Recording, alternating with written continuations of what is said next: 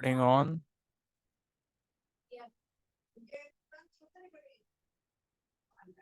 तो ठीक है, तो फर्स्ट ऑफ ऑल क्या है, अब देखो मेरी बात सुनो। एक चीज इंपॉर्टेंट है कि आपने जो है ना वो पूरे ध्यान के साथ, पूरी अटेंशन के साथ स्टेटमेंट पढ़नी है, और जो आंसर की जो ऑप्शंस हैं वो भी आपने प्रॉपर पढ़ने हैं, तो फिर उसके बाद आपने आंसर करना है। एक चीज मैं बार बार बता रहा हूँ, अब कुछ एमसीक्यू, देखो मेरी बात सुनो, 2 एमसीक्यूज 20 में से 2 एमसीक्यूज गलत हो जाए तो 10% तो आउट है ना।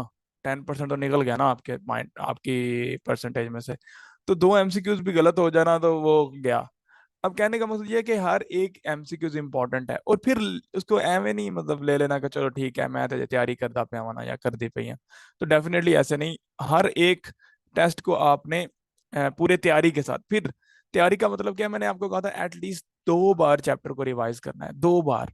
अब लिखा हुआ है सुपरपोजिशन के पैराग्राफ के अंदर लिखा हुआ है कि सुपरपोजिशन से हमारे पास 3 फिनोमेना आ रहे हैं, इंटरफेरेंस आ रहा होता है, बीट्स प्रोड्यूस हो रही होती हैं, और हमारे पास स्टेशनरी वेव्स पैदा हो रही होती हैं।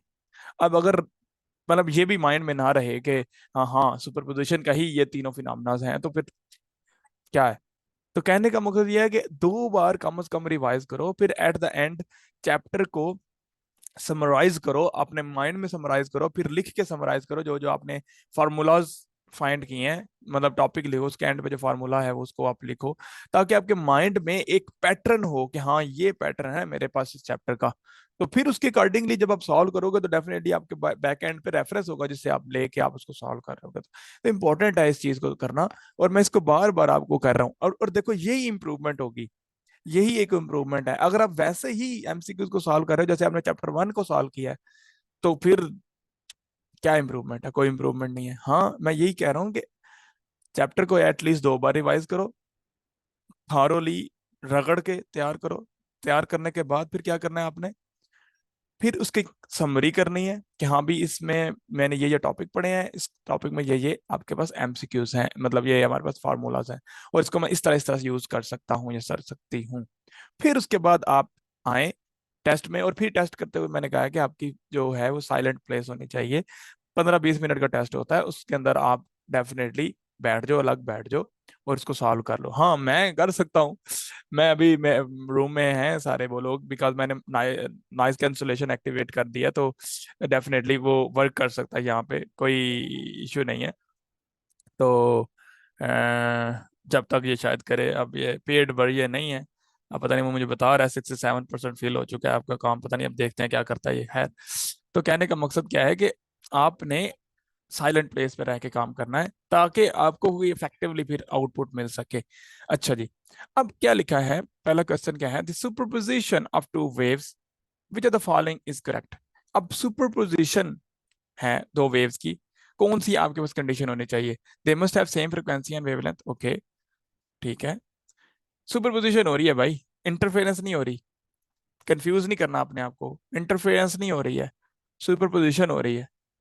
They must have equal frequency, may have unequal wavelength. Okay ठीक है, they must have same wavelength but different frequency, they may have different wavelength and different frequency. अरे अरे भाई सुपरपोजिशन है तो कोई फर्क नहीं पड़ता कि किसी की क्या फ्रीक्वेंसी है, मतलब सुपरपोज तो हो सकती है ना।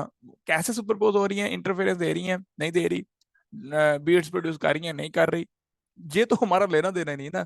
मतलब एक दूसरे को ऐड तो हम कर ही सकते हैं ना, मतलब कोई भी एक वेव ले लो, कोई भी दूसरी वेव ले लो, तो उसको हम ऐड अप तो डेफिनेटली कर सकते हो। जैसे कि आप छप्पड़ में एक कंकर फेंकते हो, तो उससे डिफरेंट वेव्स पैदा हो सकती हैं, और वो सारी की सारी सुपरपोज होंगी। तो सुपरपोजिशन तो हो सकती है, आउटपुट क्या आएगा उससे हमें लेना देना नहीं है। तो दैट डेफिनेटली हमारे पास जो ऑप्शन आएगा वो आएगा, they may have different wavelength and different frequencies. हम इन सुपरपोजिशन की बात करें, ना इंटरफेरेंस की बात करें, ना डिस्ट्रक्टिव ना कंस्ट्रक्टिव इंटरफेरेंस, ना बीट्स ना बूट्स ना बीट्स, जो भी है, हम सिर्फ 2 चीजों की बात कर रहे हैं। समझ में आ रही बात। तो ये चीज आपने माइंड को खोल के अगर इसको 2 बार पढ़ते तो डेफिनेटली ये चीजें गलत ना होती, और काफियों का ये गलत था, और शायद उसके पीछे वजह ये थी कि आपने इसको प्रॉपरली नहीं पढ़ा था। अच्छा जी, नेक्स्ट देखते हैं। The interference phenomena can take place. Interference है, ट्रांसवर्स वेव में भी हो सकता है, लॉन्गिट्यूडल में भी हो सकता है, इलेक्ट्रोमैग्नेटिक में भी इंटरफेरेंस हो सकता है। तो डेफिनेटली सिंपल सी चीज थी, आपके पास डी ऑप्शन करेक्ट था, क्योंकि इस सारों में आपके पास इंटरफेरेंस हो सकता है। नेक्स्ट हमारे पास the wave velocity when radar give 4 waves per minute. Okay, हमने वेव वेलोसिटी फाइंड करनी है जब 54 वेव्स पर मिनट है, and the wavelength of the wave is 10 metre. Wow, wavelength कितनी है जी? मेरे पास 10 मीटर है। अच्छा, 54 वेव्स पर मिनट हैं, 1 मिनट में 54 वेव्स हैं। ठीक है, तो मेरे पास कैसे हम इसको निकाल लूंगा, फ्रीक्वेंसी कैसे निकालूंगा? फ्रीक्वेंसी क्या होती है? नंबर ऑफ वेव्स पर सेकेंड। तो मैं जस्ट 54 डिवाइडेड बाय 60 कर लूंगा, तो मेरे पास फ्रीक्वेंसी इन हर्ट्ज आ जाएगी। गुड। अब कैंसिल अगर यहाँ पे कर लो तब भी कोई नहीं मसला, अगर ना भी करो तब भी कोई नहीं मसला, क्योंकि मैं ये कहता होता हूँ कि कैंसिल ना करें। सॉरी, इस सेम केस में कैंसिल कर भी लें तो कोई नहीं मसला। वैसे मैं ये कहता होता हूँ कि एज इट इज रहने दें, और एंड पे जाके इसको हम कैंसिल करें, ताकि हम क्या पता जल्दी चीजें सॉल्व हो सकें। तो हमें पता है कि v is equal to F lambda होता है। तो मैं डिफ सिंपली यहाँ पे एफ की जगह हो गया 54/60 मल्टीप्लाई बाय 10। अब देखो, जीरो जीरो से कट गया। मैं हर हर बार यही कहता हूँ कि आप इसको इस तरह से करें। अब 64 क्या है? 9 बाय टाइम 54 है, तो 54 डेफिनेटली आपको पता है कि 6 और ऐड करूंगा तो 60 हो जाएगा, तो 10×6 = 60 होता है, ये तो हमें वैसे पता है। तो मैं इसको सिंपली 9 मीटर पर सेकंड लिख देता हूँ। तो ये काफी का वैसे ठीक था, लेकिन इस तरीके से सॉल्व करना बड़ा इंपॉर्टेंट है, बजाय कि आप उसको शारिय शुरिय में ले जाओ तो बड़ा मुश्किल हो जाएगा। अच्छा जी, नेक्स्ट है हमारे पास the principle of superposition wave cannot be used to explain the phenomena of wave like।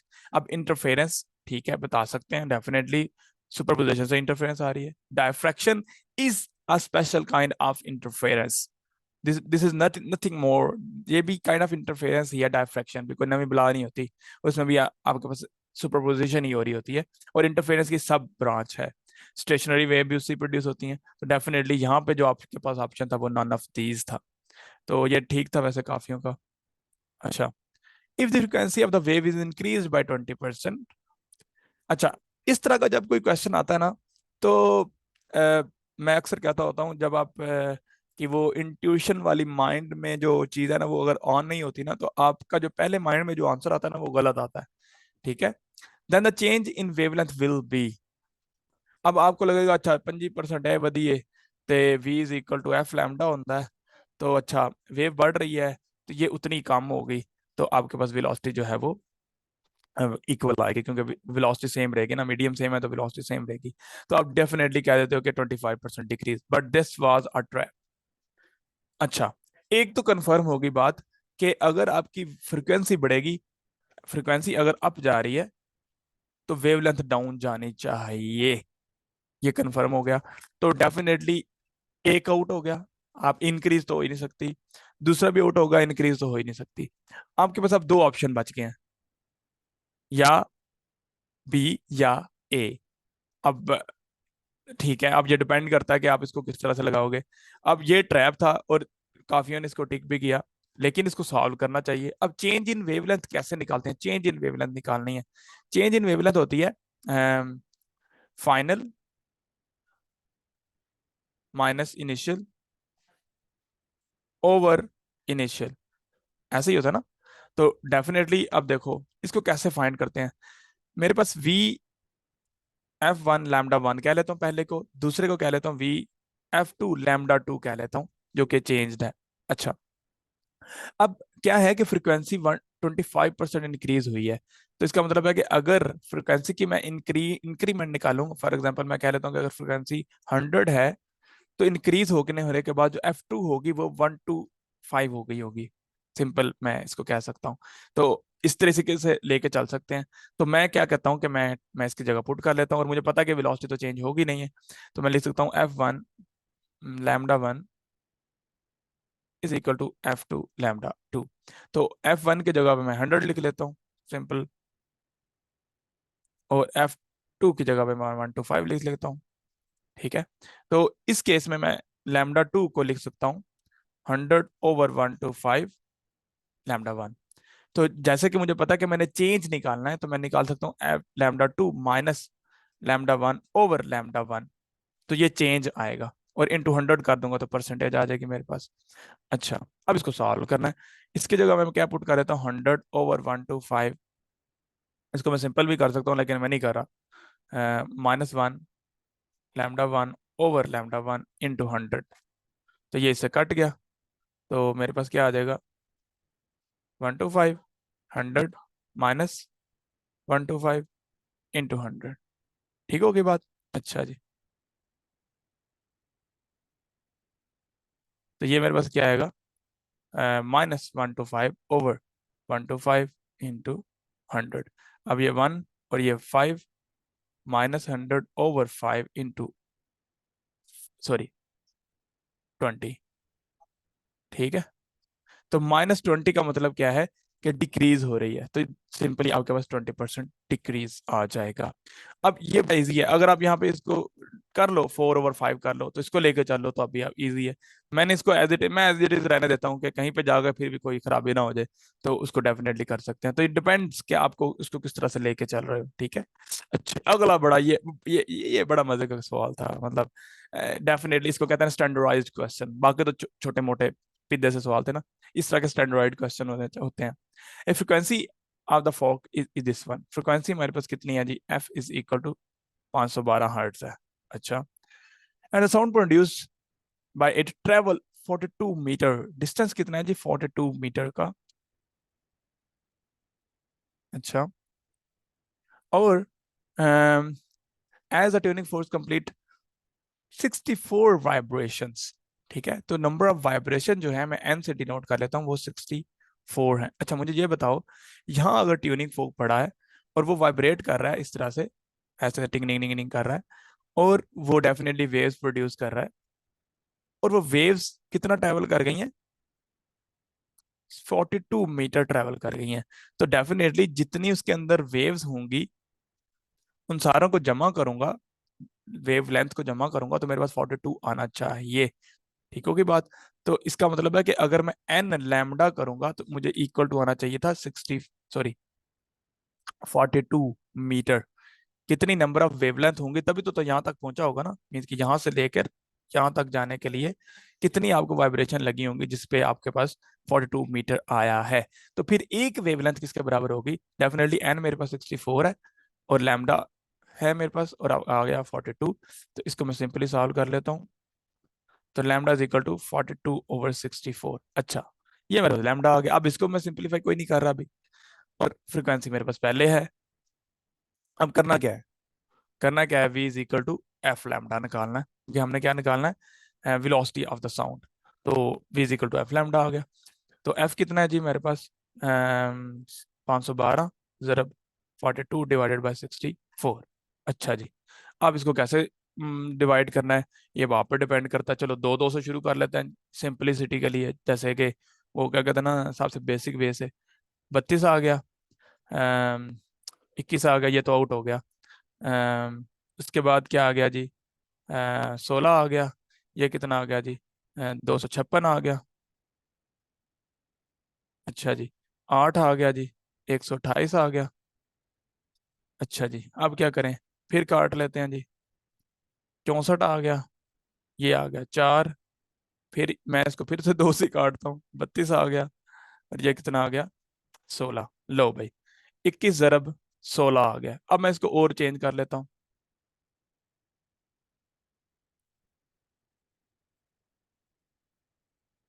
अच्छा, अब इसको मैं किस तरह से मल्टीप्लाई करता हूँ, मैं कह लेता हूँ 20+1 × 16, 16×2 = 32, 320 + 16, ये आ जाएगा दिस वन। तो जब आप विदाउट कैलकुलेटर का मल्टीप्लाई करते हो, तो मैं तो इस तरह से सिंपलीफाई करके मल्टीप्लाई कर लेता हूँ। That will answer A. अब मैं इसको इतना लंबा पता क्यों किया है? मैंने वो बताना भूल गया था कि मैंने जब ऑप्शन देखे ना, तो ये सारे क्लोज क्लोज हैं। ठीक है, तो मुझे पूरा सॉल्व करना पड़ा, क्योंकि सारे ऑप्शन क्लोज क्लोज है। मैं सारे फ्लेवर आपको देना चाह रहा हूँ। ऐसा नहीं है कि हर ऑप्शन में मैंने ऐसे ही बना दिया हो कि ऑप्शन आप बहुत दूर दूर हों, तो आप कह दो कि हाँ जी अप्रोक्सीमेशन लगा के या तुक्का मार के मैं बता दूंगा। हाँ, हाँ, अगर वेलोसिटी ऑफ साउंड है ना, और एक रियल एमसीक्यूज बना हुआ है।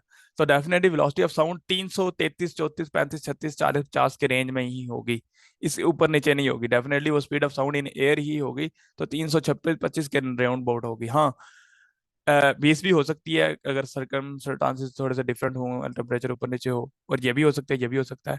हाँ, अगर यहाँ पे 200 कुछ होती, 400 कुछ होती, 700 कुछ होती और 300 कुछ होती, तो फिर डेफिनेटली आपको शायद कैलकुलेट भी ना करना पड़ता आपको, आप बस ये देख लेते कि स्पीड ऑफ साउंड एयर में तो कितनी होती है, 333-34 के राउंड बोट स्पीड होती है, तो आप उसको टिक कर सकते हो। ठीक है, लेकिन अगर आपके पास ऑप्शन इस तरह से हैं जिसमें बहुत क्लोज ऑप्शन है, तो फिर उसको डेफिनेटली आपको प्रॉपर सॉल्व करना पड़ेगा।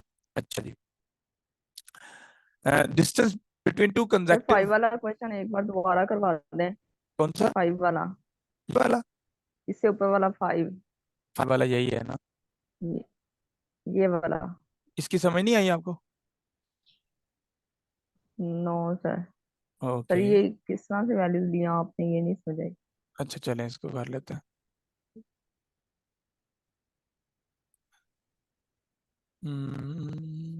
there is, इसी के ऊपर ही समझा दें चाहे। किसके ऊपर? अच्छा चलें ऐसे समझा देते हैं। जो लिखा हुआ है आपने इसी को ही। ये देखें, ये मेरे पास क्वेश्चन है, ही दिखा रहे, क्वेश्चन दिख नहीं रहा, नजर नहीं आ रहा। आप तो नजर आ रहा है ना? है जी। तो एक तो ये कि अगर मीडियम चेंज नहीं है तो वेलोसिटी जो होगी वो चेंज नहीं होगी, तो v is equal to lam F one lambda one. Frequency बढ़ेगी तो लैम्डा कम होगा, लैम्डा कम होगा तो फ्रिक्वेंसी बढ़ेगी, ये इसका इनवर्स रिलेशन होगा, ताकि हमारे पास जो v है वो कांस्टेंट रहे। तो अगर फ्रिक्वेंसी चेंज भी हो रही है, f2 हो रही है, तो वेलोसिटी वही रहेगी, लैम्डा उसके अकॉर्डिंगली चेंज कम हो जाएगा अगर फ्रिक्वेंसी बढ़ रही है। तो अब इस केस में जो फ्रिक्वेंसी है वो 25% बढ़ रही है। ठीक है, 25% बढ़ने का मतलब क्या है कि लेट सपोज मैं फ्रिक्वेंसी 100 ले लेता हूँ, तो बढ़ने से वो कितनी बढ़ जाएगी, 100 का 25% कितना होगा, 125। तो जो टोटल फ्रिक्वेंसी आ जाएगी वो 125 आ जाएगी। हाँ, इसको इस तरह से भी कर सकते हैं कि फ्रिक्वेंसी f1 है, और बढ़ने के बाद जो मेरे पास फ्रिक्वेंसी हो जाएगी f2, वो हो जाएगी 1.25 ऑफ f1। ठीक है, क्योंकि डेफिनेटली वन एक यूनिट है। या इस तरह से मैं कह सकता हूँ, 25% कोई चीज इंक्रीज हुई है, तो वो एक्चुअली उसकी वैल्यू कितनी बढ़ गई है, 1.25। अगर मैं कहता हूँ 35% इंक्रीज, 30% इंक्रीज हुई है, तो एक्चुअली उसकी वैल्यू कितनी होगी, 1.3। ठीक है, ऐसे ही मैं कहता हूँ कि 100% इंक्रीज हुआ है, 100% इंक्रीज हुआ है, तो वैल्यू उसकी क्या हो जाएगी, 2। मतलब एक्चुअल वैल्यू से डबल हो गई है, तो इसकी वैल्यू हो जाएगी 2। ये बात समझ में आ गई है?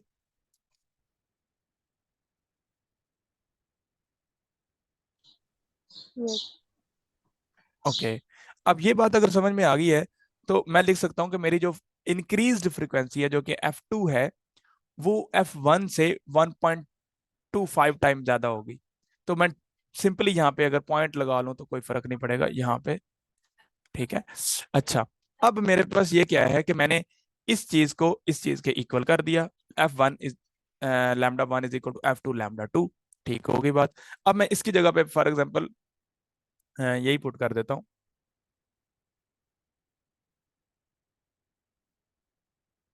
कट जा भाई,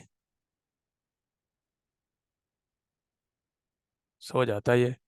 अच्छा जी, 1 पुट कर देता हूँ, और यहाँ पे मैं 1.5 पुट कर देता हूँ। तो जब मैं इसको इधर डिवाइड करूंगा, मीन्स कि यहाँ पे नीचे ले आऊंगा, तो इशारिया उड़ाने के बाद मेरे पास 100/125 ही आ जाएगा। ठीक है, तो लैम्डा 2 लैम्डा 1 से इस तरह रिलेट कर रहा होगा। अब ये मेरे पास फाइनल है और ये मेरे पास इनिशियल है, तो चेंज कैसे में फाइंड करते हैं, final minus initial, final minus initial divided by initial. ऐसे हम फाइंड करते हैं ना, जब हम प्रॉफिट निकाल रहे होते हैं या लॉस निकाल रहे होते हैं, तो हम क्या कहते हैं कि सेल माइनस जो आपने परचेज किया होता है डिवाइडेड बाय परचेज, तो आपके पास आ जाता है प्रॉफिट या इंक्रीज या डिक्रीज, जो भी आपके पास आ रहा होता है। तो हम lambda minus lambda 1 divide by lambda 1 करेंगे, तो आपके पास परसेंटेज इंक्रीमेंट आ जाएगा। तो इसको मैंने जस्ट सिंपली सॉल्व किया है, लैम्डा 2 की वैल्यू में लैम्डा 1 की फॉर्म में लिख ली है, तो आपके पास आंसर आ गया। Is that clear? जी सर। यस। Good good.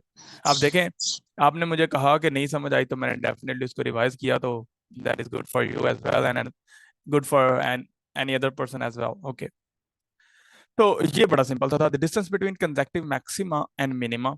अब ये एक वेव हो तो ये मैक्सिमा है और उसके आगे ये मिनिमा है, तो कंजेक्टिव है ना, ये दोनों कंजेक्टिव है।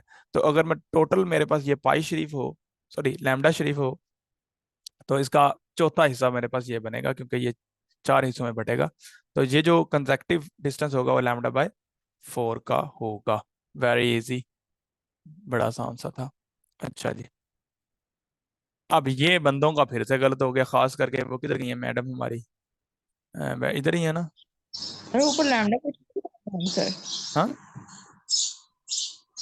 Lambda by two. Lambda by 2 कैसे?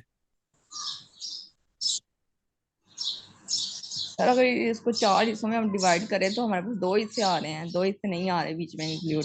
हाँ हाँ, the distance between conjunctive maxima and minima, maxima और मिनिमा, मैक्सिमा और मिनिमा के दरमियान लिखा होता ना, मैक्सिमा और मिनिमा बिटवीन टू कंजेक्टिव। फिर होना था कि मैक्सिमा से टू मैक्सिमा या मिनिमा टू मिनिमा, फिर और बात थी। ये मैक्सिमा और मिनिमा के बीच की में बात हो रही है। अंडरस्टैंड? तो सर फिर भी लैम्डा बाई टू ही आता है आई थिंक। ना करो भाई, ये आपके पास पूरा लैम्डा है। सर मतलब कि हमारे पास पूरी हाफ वे पूरी आ रही है, फिर भी हमारे पास हाफ नहीं आ रही, हाफ आ रही है। वो ऐसे ना करो भाई, की हो गया है? ये देखो, हाँ, ये आपके पास लैम्डा बाय 4, ये वाला लैम्डा बाय 4, ये लैम्डा बाय 4, ये लैम्डा बाय 4, सारी जमा करोगे तो पूरा लैम्डा बनेगा। हाफ साइकिल जो होगा वो लैम्डा बाय 2 होता है ना। ये आपका हाफ साइकिल जो है, ठीक। ये वाला ये लैम्डा बाय 2 है ना, और ये लैम्डा बाय 2 है। इसका हाफ करेंगे तो लैम्डा बाय 4 आ जाएगा। Is that clear?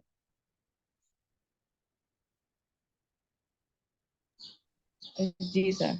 Good good. अच्छा जी, अब यही वो किधर गई हैं हमारी मैम? समन, सर आर यू मैं, देयर? मेरा गलत था। Are you there? ये मेरा जी भी जी गलत सर। हाँ जी, तो ये क्या है, इसमें करना क्या है? कुछ भी नहीं करना, सिर्फ आंखें खोलनी है। और मैं जब ये डाल रहा था ये पाई बाय 20, मुझे पता था कि कुछ बंदों को बेध्यानी में लैम्डा और पाई में को नहीं समझ आनी है और उन्होंने ठीक करना है।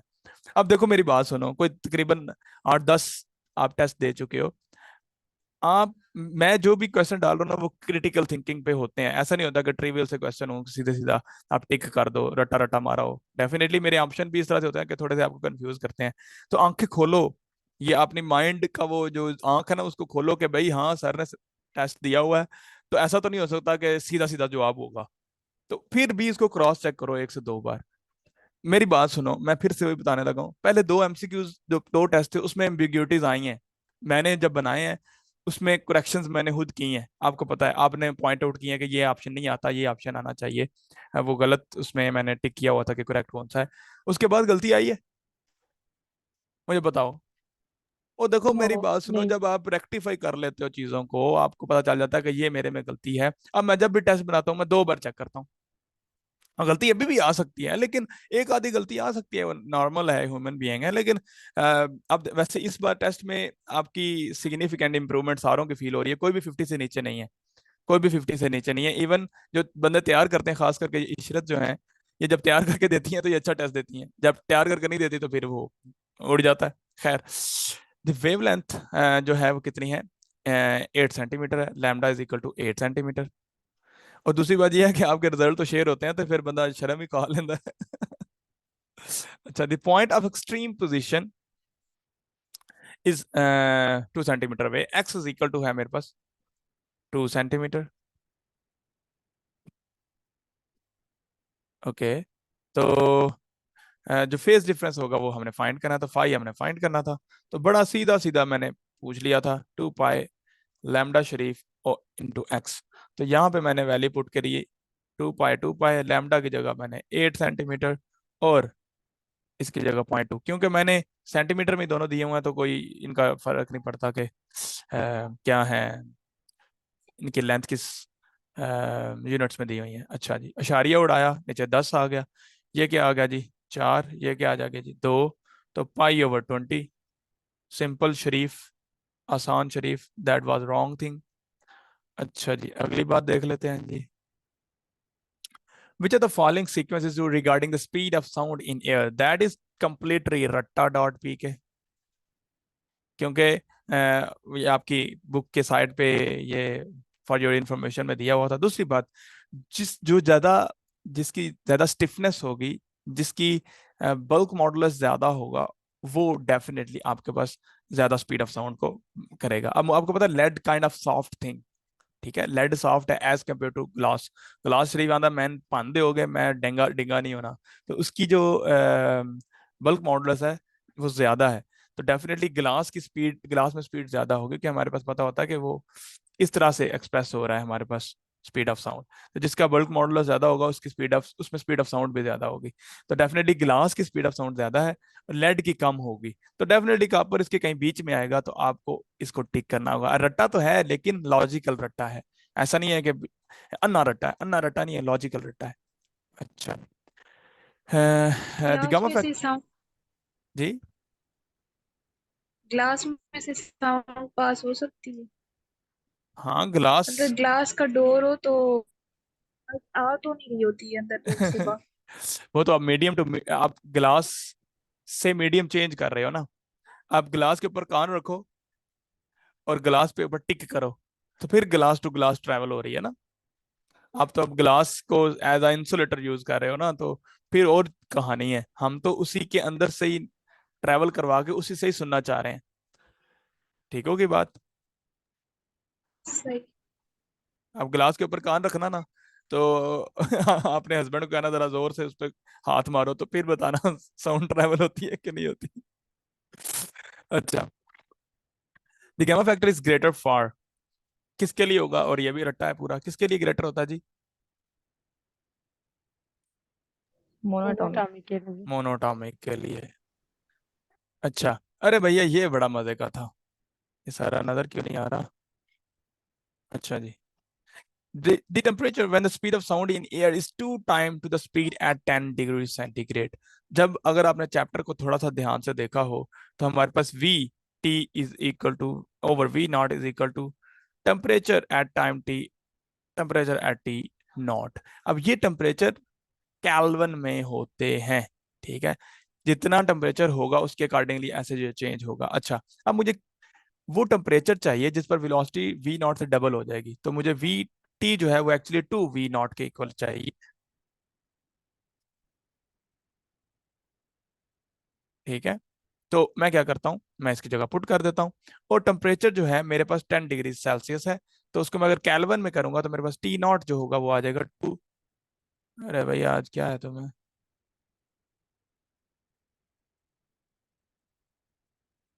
Not responding. असल में मैंने ना, वो मेरे भांजे आए हुए हैं, उनके लिए मैंने डाउनलोडिंग पे वीडियोस लगाई हुई हैं, तो वो शायद इसलिए थोड़ा सिस्टम जो है ना वो डाउन हुआ हुआ।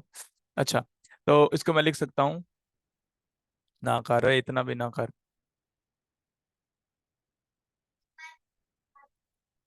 अच्छा, तो आ जाएगा 10 + 2 73, ये आ जाएगा 283 कैल्विन।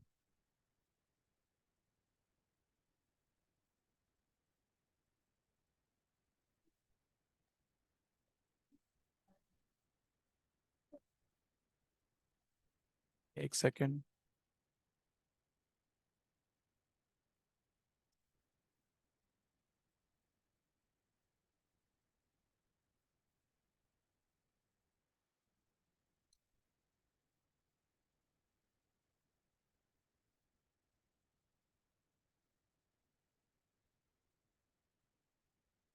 जस्ट अ सेकेंड, मैं इसको थोड़ा सा रिफ्रेश कर लूं।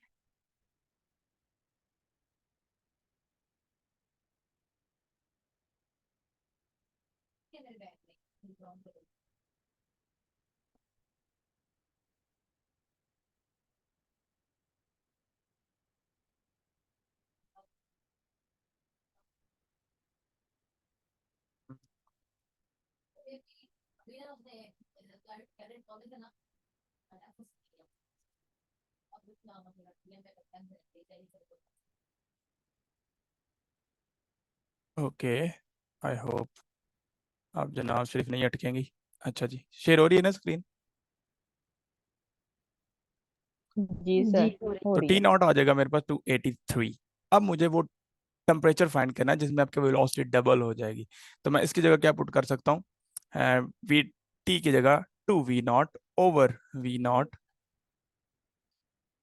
टी एट दैट टेम्परेचर और 283।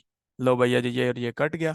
इसकी अगर मैं स्केयर ले लेता हूँ तो आ जाएगा 4t एट दैट टेम्परेचर 283। लो जी, अब मैं जरा देख लूं कि मेरे पास ऑप्शन किस तरह सर से ये दिया। न्यूमेरिकल है चैप्टर 11 का। यस, ਤੁਹਾਨੂੰ मैं किन्नी बारी किया कि तो कीता करो, तुसी कोई ना कर दे। ठीक है, अच्छा जी। तो अम, अच्छा, अब मैं इसको मल्टीप्लाई करने से पहले देख लूं मेरे पास ऑप्शन कैसे कैसे नजर आ रहे हैं। ऑप्शन बड़े दूर दूर हैं। ठीक है, अगर मैं केल्विन में देखूं तो ऑप्शन दूर दूर है, सेंटीग्रेड में भी देखूं तो ऑप्शन बड़े दूर दूर है। तो मैं क्या करता हूँ, इसको 283 को 300 पुट कर लेता हूँ। वाह तो इससे क्या होगा, मेरे साथ कुछ भी नहीं होगा, ये आ जाएगा 1200 केल्विन। अरे मुझे बताओ, केल्विन में ये तो नहीं हो सकता। और अगर ये 1200 केल्विन है तो जस्ट सेंटीग्रेड जो होगा वो 273 टाइम कम होगा। मीन्स कि अगर मैं इसको भी 300 ही कह लूं तो 900 डिग्री सेंटीग्रेड आ सकता है। ठीक है, तो 900 डिग्री सेंटीग्रेड भी यहाँ पे नहीं है। तो डेफिनेटली केल्विन में ही ऑप्शन है, और वो मोर क्लोजर है किसके, इसके। तो मेरे पास डायरेक्टली जो ऑप्शन होगा वो ये होगा। अब देखो, मैं फिर से बता रहा हूँ, कितना मजे से आपने विदाउट एनी कैलकुलेटर आपने इजीली मल्टीप्लाई कर लिया, बजाय कि आप 283 को 4 से मल्टीप्लाई करते रहो। इजी है, वो भी कर सकते हैं, लेकिन आप क्यों करो, आप एमसीक्यू सॉल्व करना, क्यों कोई न्यूमेरिकल सॉल्व करे। अच्छा जी, the condition for destructive interference क्या होगा जी? Condition for destructive interference, definitely मैंने आपको जो बताया हुआ था इसमें मैंने वही दे दिया जो कि होता है, बजाय कि आप यस, उसको ट्रू एंड दूसरी फॉल्स तरह होगा। करते हैं। हाँ, तो इसके आपके पास करेक्ट ऑप्शन आ जाएगा सी। बस करो पाइयो।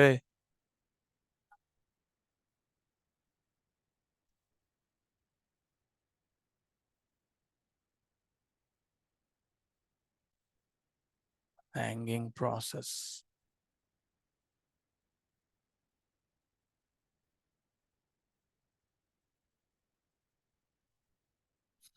सॉरी सॉरी सॉरी, ये मसला कर रहा है मसला।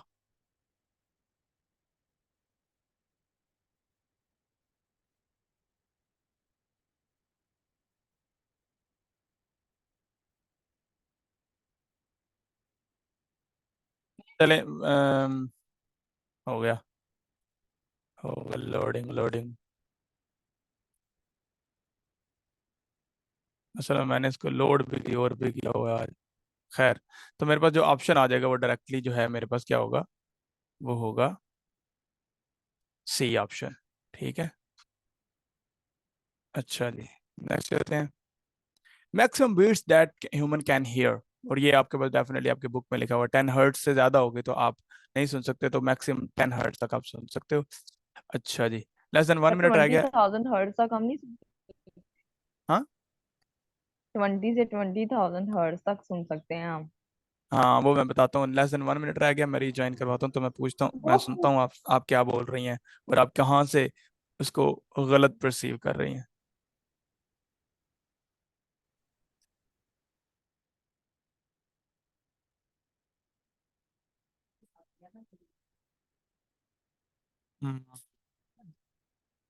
It's out now. तो मैं नेक्स्ट पे आपको ज्वाइन करवाता हूँ। वैसे मेरा दिल ये था कि